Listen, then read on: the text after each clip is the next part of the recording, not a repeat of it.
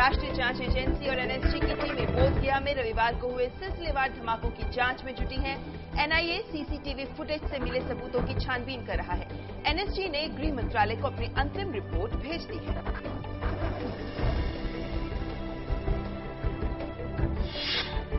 बिहार के पुलिस महानिदेशक अभयानंद ने बताया है कि प्रयोगशाला में परीक्षण से धमाकों में इस्तेमाल किए गए देशी बमों में अमोनियम नाइट्रेट की मौजूदगी की पुष्टि हुई है, लेकिन टीएनटी या अन्य विस्फोटक सामग्री का निशान नहीं।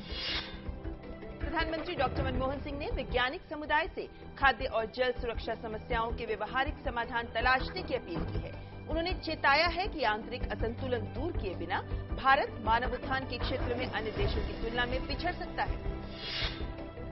सुप्रीम कोर्ट ने केंद्र और राज्य सरकारों से मानसिक अस्पतालों की स्थिति सुधार लाने के लिए स्थिति साफ करने को कहा है। इसमें पर्याप्त वित्तीय संसाधन उपलब्ध कराना और प्रशिक्षित डॉक्टरों की नियुक्ति तथा अन्य उपाय शामिल हैं। सीबीआई ने कोल ब्लॉक आवंटन में कथित तौर पर की गई अनियमितताओं की जांच संबंधी स्टेटस रिपोर्ट कल सुप्रीम कोर्ट में पेश कर दी। अदालत इस मामले की अगली सुनवाई 10 जुलाई को करेगी।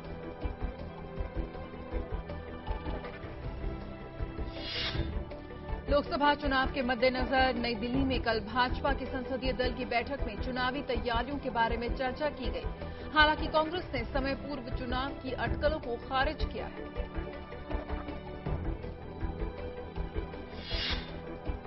चुनाव आयोग ने आगामी चुनावों के मद्देनजर सभी मान्यता प्राप्त राष्ट्रीय और राज्य स्तरीय दलों की बैठक बुलाने एवं विचार विमर्श करने का फैसला किया है।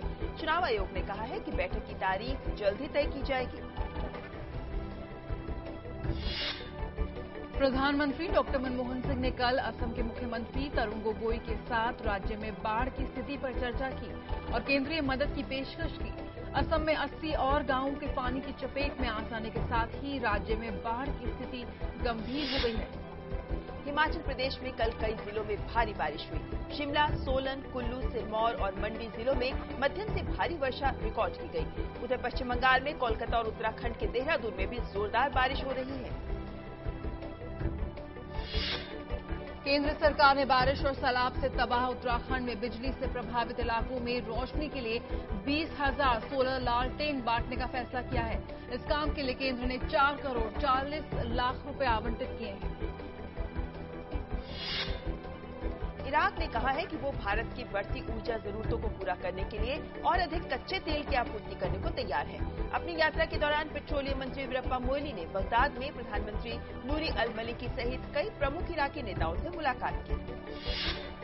मिस्र के अंतरिम राष्ट्रपति अदली मंसूर ने हिंसा के दौरान करीब 50 लोगों की मौत पर दुख जताते हुए जांच के आदेश दे दिए हैं।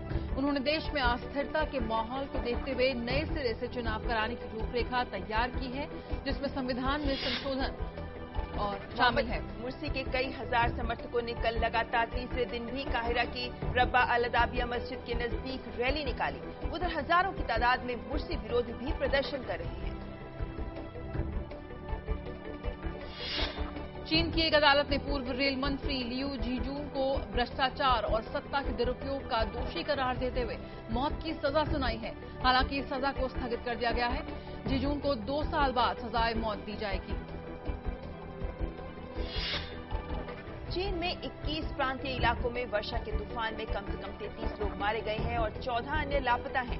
समाचार एजेंसी जिन्हुआ के मुताबिक 3 जुलाई से वर्षा संबंधित प्राकृतिक आपदा से 284 काउंटी के करीब 61 लाख लोग प्रभावित हुए हैं। सीरिया में विद्रोहियों के नियंत्रण वाले उत्तरी इलाकों में कब्जे के लिए सेना और विपक्षी लड़ाकों के बीच भीषण लड़ाई जारी है। खासकर होम्स और उसके आसपास के इलाकों में विद्रोहियों को हराने के लिए सेना भारी बमबारी कर रही है।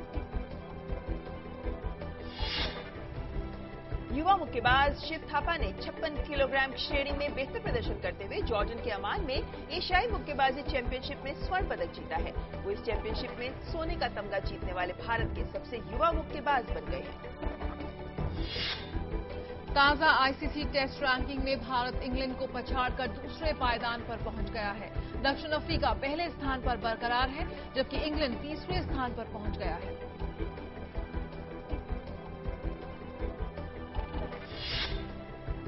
विंबलडन में अच्छी परफॉर्मेंस देने वाले रोहन बोपन्ना ने एटीपी की नई रैंकिंग के मेंस डबल में अपने करियर की बेस्ट 5वीं रैंकिंग हासिल की है। वो भारत के टॉप रैंकिंग खिलाड़ी भी बन गए हैं।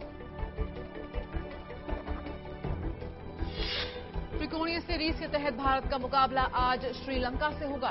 वेस्टइंडीज पर जोरदार जीत से उत्साहित टीम इंडिया की नजरें अब श्रीलंका के खिलाफ होने वाले त्रिकोणीय सीरीज के आखिरी लीग मुकाबले में हर हाल में जीत दर्ज करने पर लगी रहेंगी।